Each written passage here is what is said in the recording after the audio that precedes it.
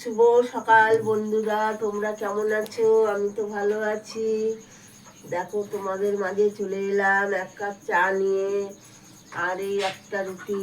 এই রুটি কিন্তু বাসি রুটি না, বৌমা টাটকা রুটি করে দিয়েছে। সেই রুটি নিয়ে এই খেয়ে কাজে বার হবো।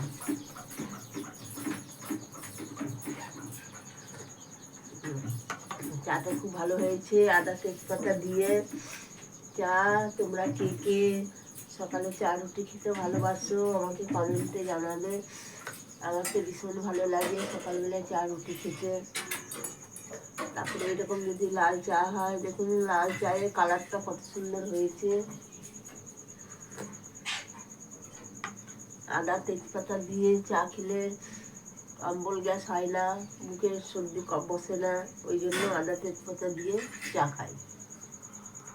তো বন্ধুরা, টাটা।